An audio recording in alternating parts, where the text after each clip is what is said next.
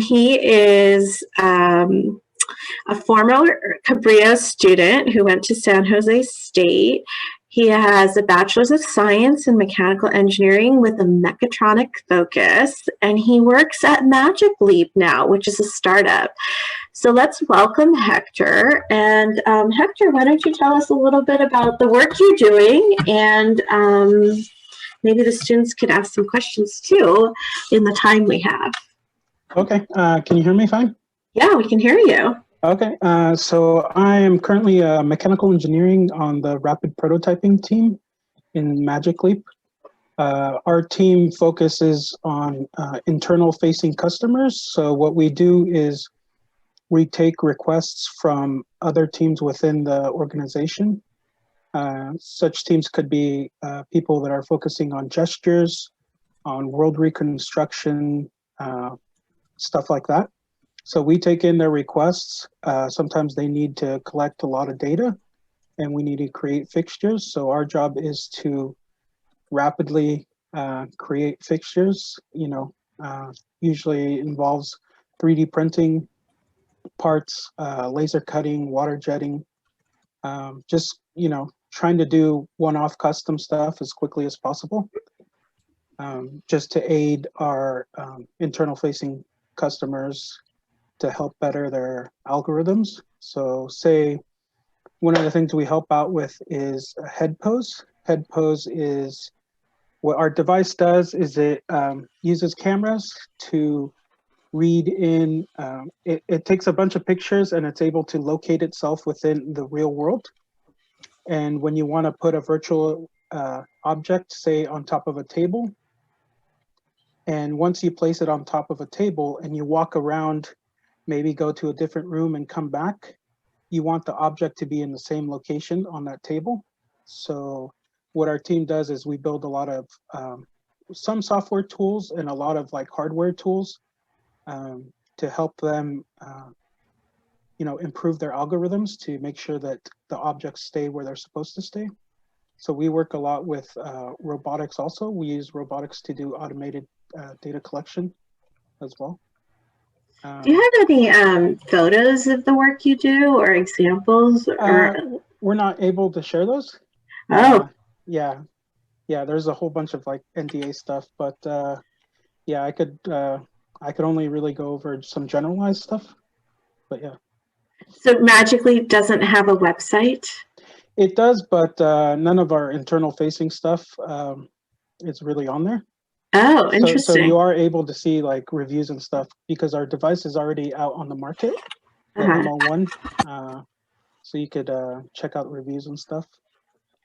So we should look up something called the ML1 if we want to see what that looks like. Yeah, from Magic Leap. It's pretty much, I don't have it here, but it's kind of like large glasses that go over your head and they have a little, it looks like a hockey puck computer that you place on your belt or your pants. And then what do you do with it? It has a lot of different applications. Currently, right now, we're looking into more enterprise-focused applications, but in the past, it was consumer focused. I'm gonna share my screen because I brought it up. Yeah. You could play Angry Birds. You could do. They have a whole bunch of different user experiences. The software that's on there right now, it's a wide variety of applications. It was kind of more of like how to show all the different things that we could do with the device. Cool. So it wasn't very focused, but we do have a lot of cool things on there. Wow. And Hector, I know you have an interesting story about your transfer from Cabrillo to San Jose State. Could you talk a little bit about that? Yeah, so for my transfer... You just stop this crazy. Come here, crazy. We love beating up boyfriend. Could you guys mute yourself? Okay. Yeah. Oh, yeah. To answer the quick question, the device does not have LiDAR cameras, but we do use LiDAR in data collection. So there's a little bit more information. So my transfer, I did not go in. When I went into San Jose, you get your application gives you 3 choices of majors. My first choice was mechanical engineering.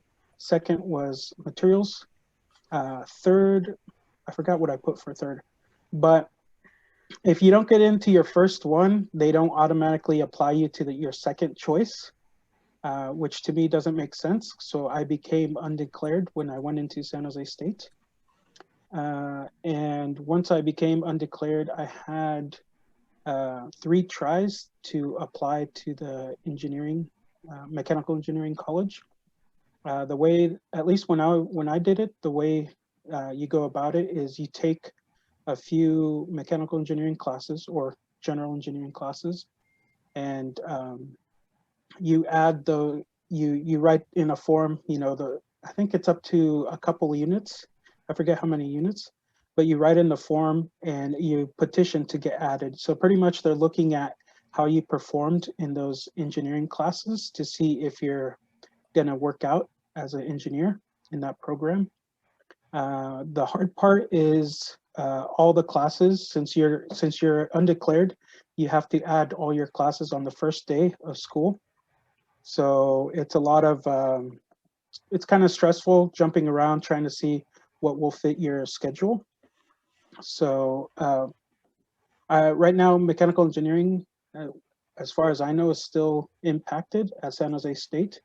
So if you don't have a very high GPA, more than likely you will be going in undeclared or trying to add it. My advice is keep trying, get friendly with some of the professors there. Nicole Okamoto, she's really cool. So I would recommend talking to her. She's an advisor and she was a lot of help to me when I went there to San Jose State. So yeah, and one of the things when you transfer over to San Jose State, they're not as friendly or as caring as in Cabrillo. They see a lot of students, so you kind of end up getting lost in the sea of all the people there. So try to make sure you talk to the teachers and get them to recognize your face and your name, and they will more than likely help you out. And I think some of the advice you just gave is relevant at every school, that you should get to know a professor, regardless of where you go. You should get to know the teachers there. It would really help. Yeah, and one of the other things too is what is it? Rate Your Professor. .com, if that website is still going on. Yes, it's very good to check that out. I know there was a lot of classes that I avoided because I heard of how bad some of the teachers were. So I was really focused on making sure that I learned the materials. So yeah, I would suggest that if possible, skip, use that as a reference. But yeah. Yeah, and as from the professor side of things, I would say don't use it as a reference, because there are a lot of vindictive students that will just write horrible things about you, which are not true as well. That's true.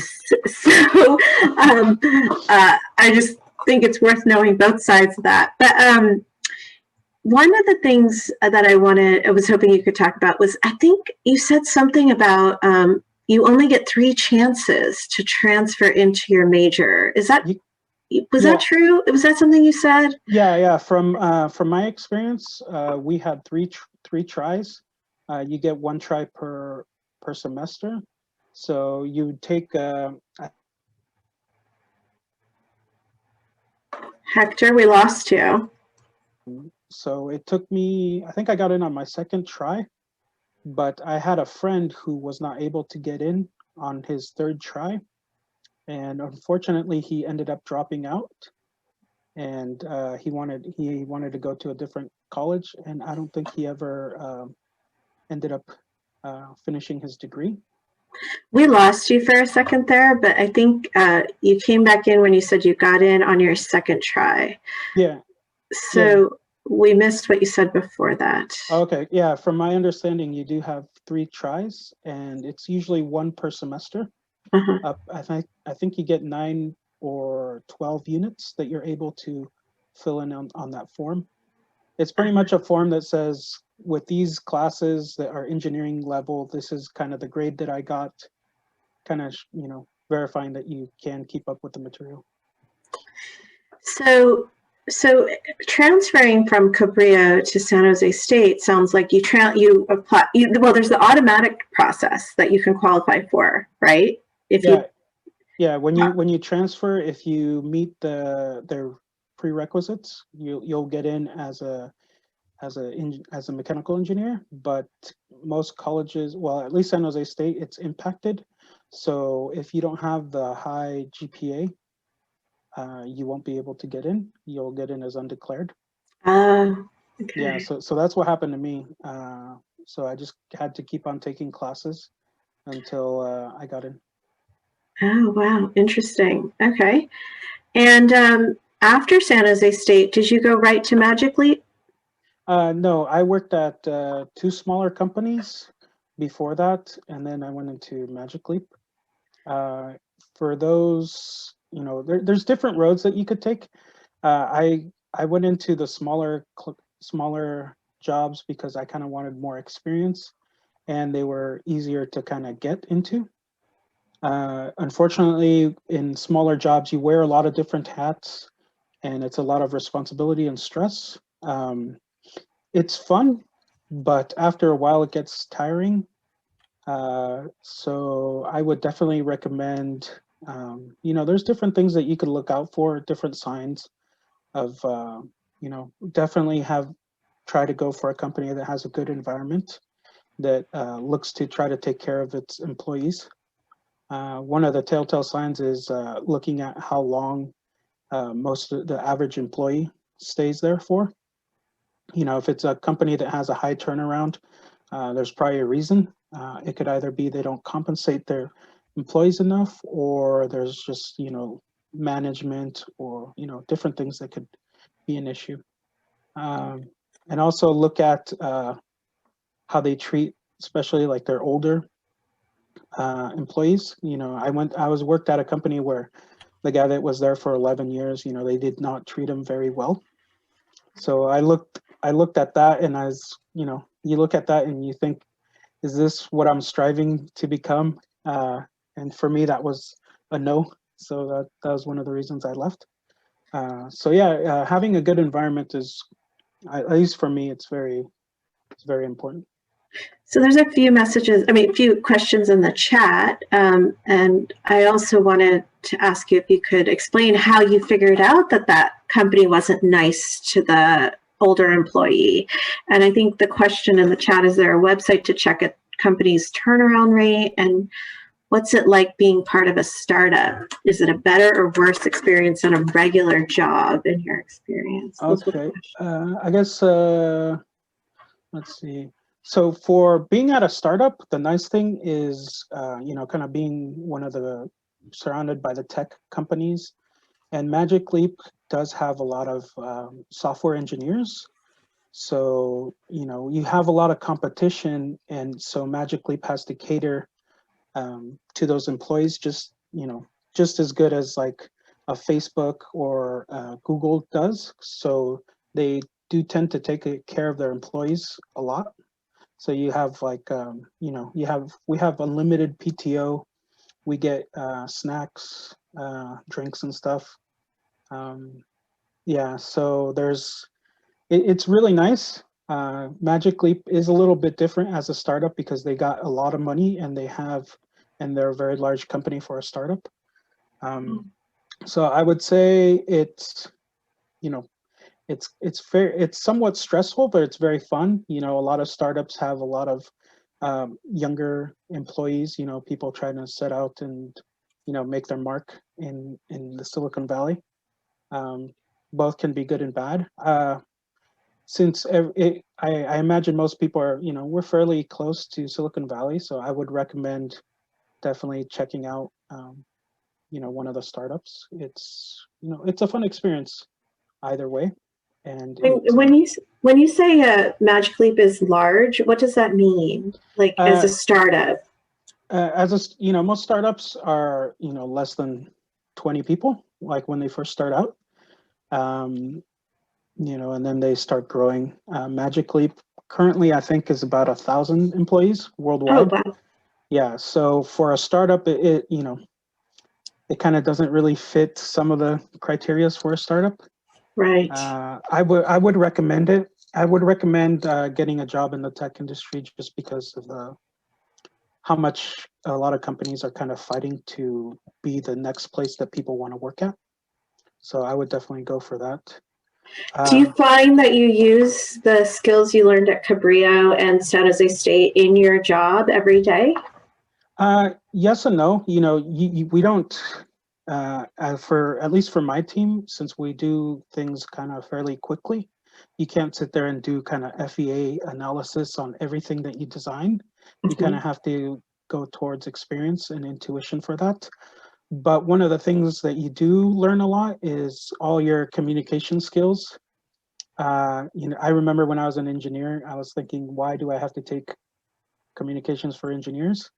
I thought that was a stupid thing, but it actually is not. You end up working with a lot of different people from different backgrounds.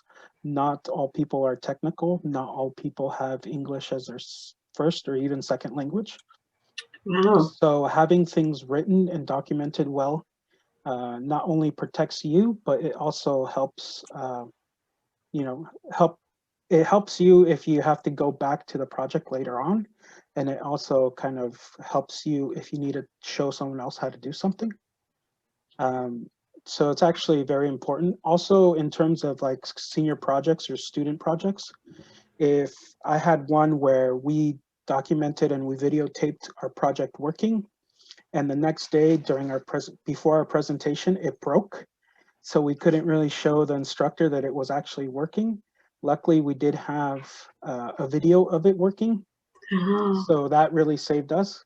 So I highly recommend whenever you get something working, take a video of it, just so you have proof. And to get to the other question about the website that checks company turnaround rate, I think it's Glassdoor. It might have changed a bit. Back in my day, it was a little more open-ended, but Glassdoor is what I used. It helps you get a good idea of like, people will post the different positions they have and the salary that they get. There's also other websites where you could check, the average salary of your position with your degree with your amount of years of experience. Like if you're a mechanical engineer with 2 years of experience, you should look for X amount of money or X amount of dollars for that rate. So that would be a good website. LinkedIn, I think, also has some good stats on the jobs that they post. So I would recommend also looking at other jobs with similar criteria, just to look at what kind of things you should look for. Yeah, I think Clayton had a question, but it might have been, what is the website? And I can type it in. Go ahead, Clayton. Yeah, I actually had two, if that's okay, just real quick. Was Yeah. that Glassdoor.com, first of all? Yeah, I believe it's Glassdoor. I'm not sure if it's still around, but it was when I was looking for my jobs. Is that a good website to check a company's turnaround rate? Was that one? Usually they did. I think they did have some there, but also in interviews, don't be afraid to ask questions like that. Okay. Because you're not only the person being interviewed, but you want to make sure that you're interviewing the company. Ask about if they have team activities. Ask if they have what kind of vacation times and stuff like that. So I think that was my mistake with my first few companies that I worked for. My first two is I didn't really interview them as much as they interviewed me. So definitely don't be afraid to interview them, because hopefully you'll be with them.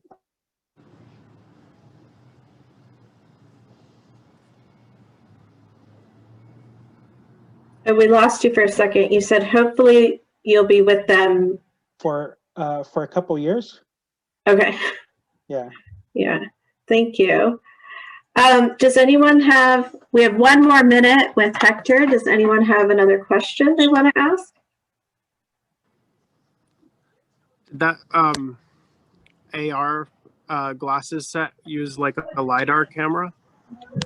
No, it uses 4 just black and white cameras and a depth sensor.